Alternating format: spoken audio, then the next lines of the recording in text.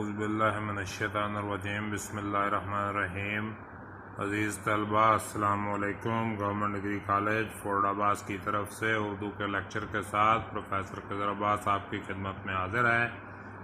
آج ہم سبق نمبر 4 محنت پسند خیرت مند کے تشریحی مطالب کریں گے۔ تو پہلی عبارت ہمارے سامنے ہے، دیکھیے عزیزان من، سیر کرنے والے گلشن حال کے اور دوربین لگانے والے ماضی و استقبال کے روایت کرتے ہیں کہ جب زمانہ کے پیراہن پر گناہ کا داغ نہ لگا تھا اور دنیا کا دامن بدی کے غبار سے پاک تھا تو تمام اولاد آدم مسرت عام اور بے فکری مدام کے عالم میں زندگی بسر کرتے تھے۔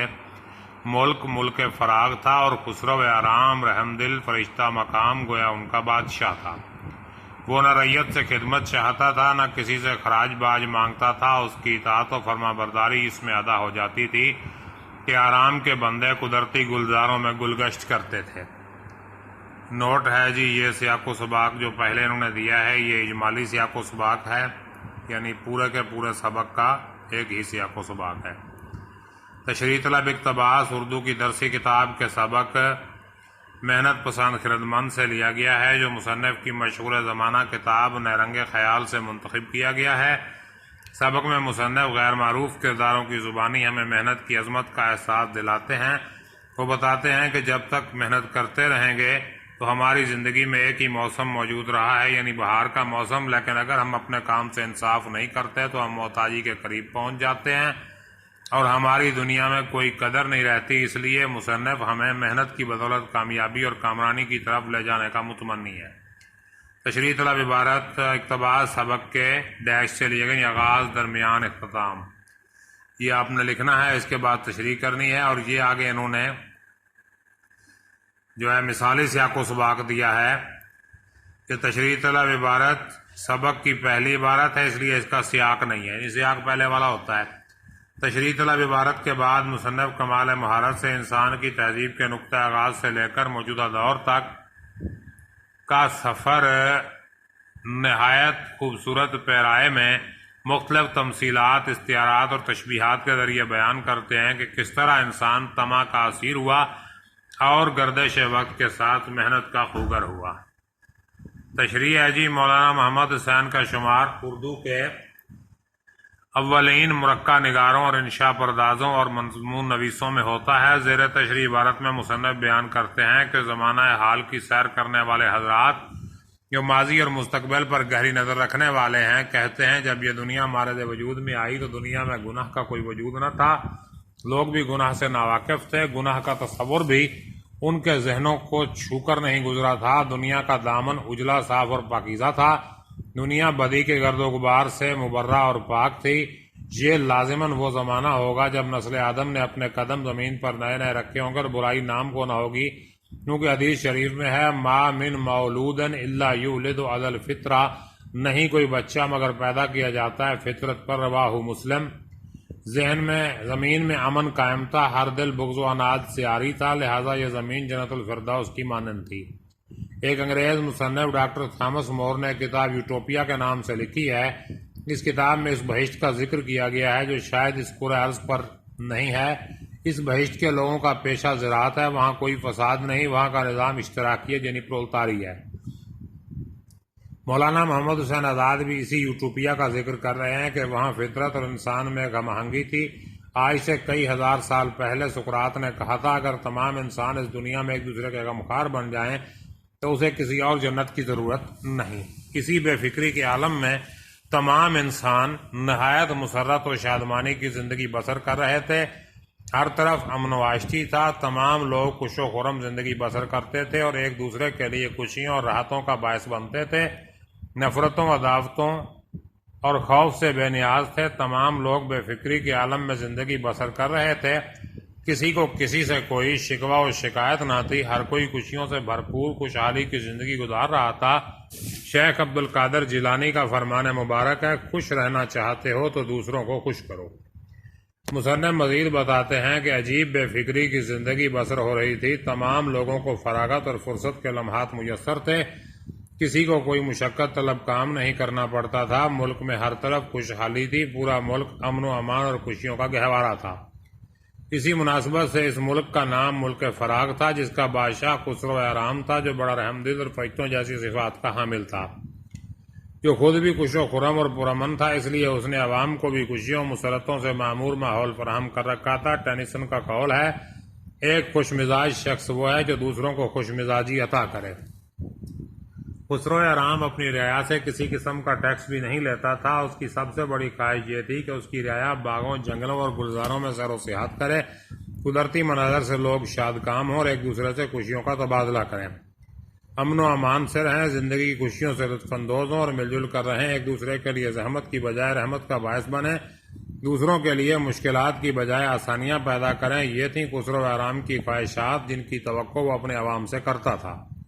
عوام بھی خسرو اعرام سے بھرپور تعاون کر رہے تھے، اطاعت و فرمانبرداری کا ثبوت ملتا تھا۔ ایک دانا کا قول ہے، لوگوں کے دلوں میں خوشی کا کنول کھلانا 1000 زیارتوں سے افضل ہے۔ آگے ہے جی عبارت نمبر 2۔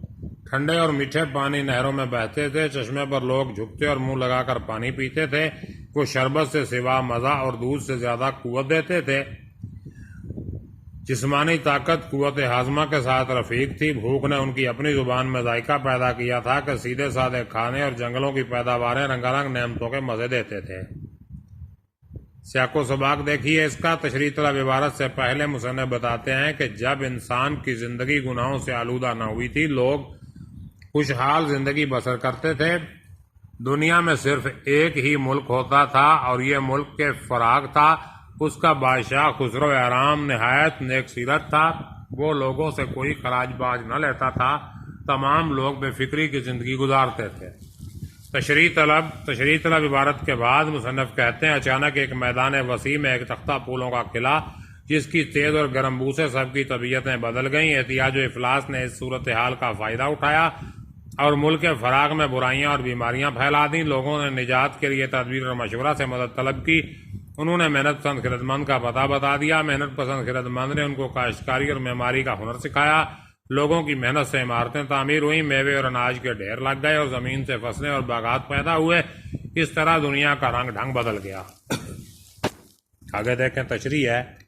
مصنف کہتے ہیں کہ زمانے کے دور اندیش اور صاحب بصیرت لوگ اپنے تجربات کا نچوڑ پیش کرتے ہوئے کہتے ہیں کہ جب یہ دنیا وجود میں آئی تو اس وقت دنیا میں گناہ کا تصور نہ تھا، دنیا میں امن و امان قائم تھا، ہر دل حسد اور بغض سے عاری تھا، لہذا یہ دنیا فردوس نما تھی جس میں ہر انسان نہایت مسرت اور خوشحالی سے زندگی بسر کر رہا تھا۔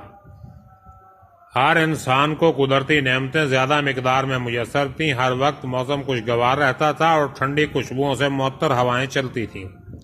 ارد کا ماحول پاکیزہ اور موجودہ دور کی آلودگیوں سے پاک تھا، قدرتی غذائیں سادہ اور خالص تھیں، نہروں میں پانی بھی ہر وقت ٹھنڈے اور میٹھے بہتے تھے، آبی آلودگی نہیں تھی، اس لیے ہر انسان کو صرف صاف و شفاف پانی پینے کے لیے میسر تھا۔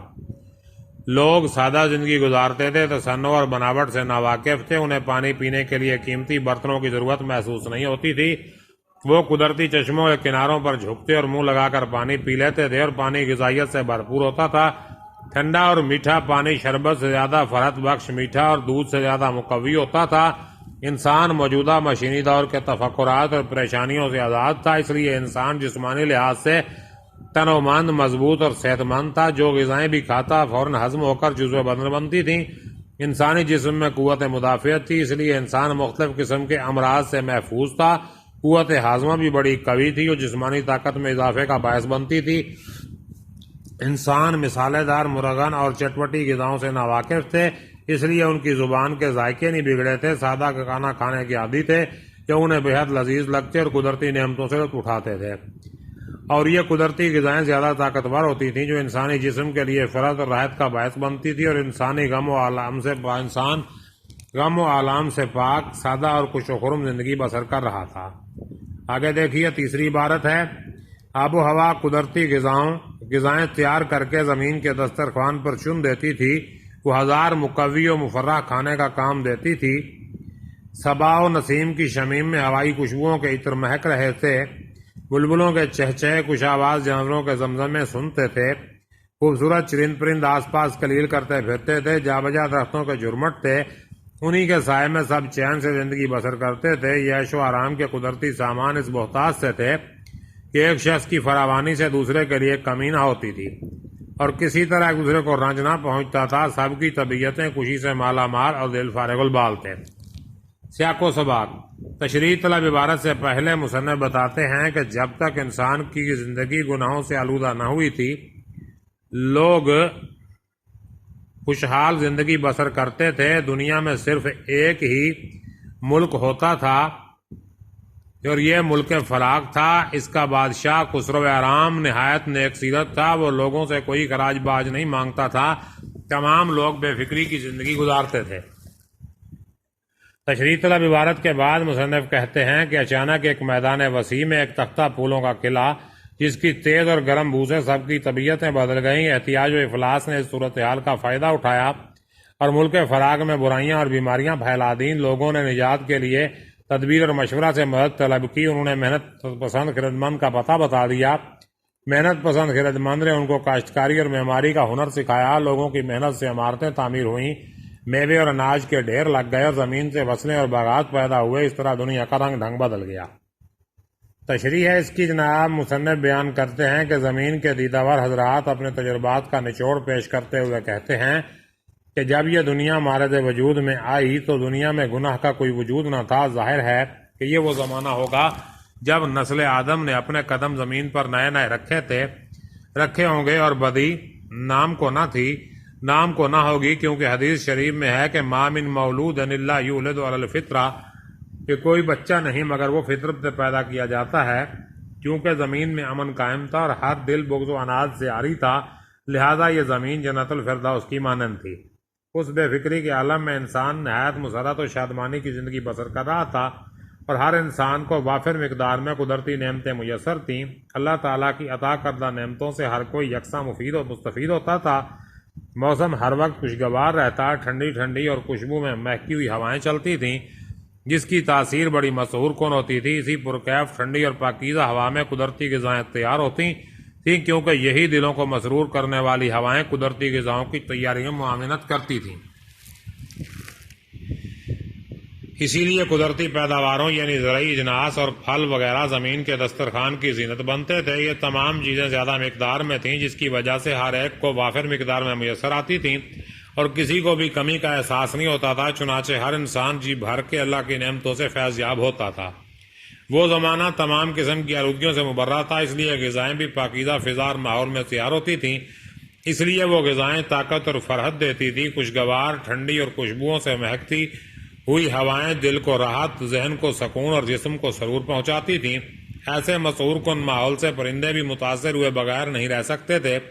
چنانچہ خوش الحان پرندے اپنے سریلے نغمے فضا میں بکھیرتے تھے۔ اس خوشگوار موسم کا اثر جانوروں پر بھی ہوتا تھا، جس میں 2 پائے اور 4 پائے سبھی شامل تھے۔ یہ جانور اچھل کود کر اپنی خوشیوں کا اظہار کرتے تھے۔ انسانوں کی تعداد محدود تھی، اس لیے انہیں لمبے چوڑے محلات بنانے کی زحمت نہیں اٹھانا پڑتی تھی۔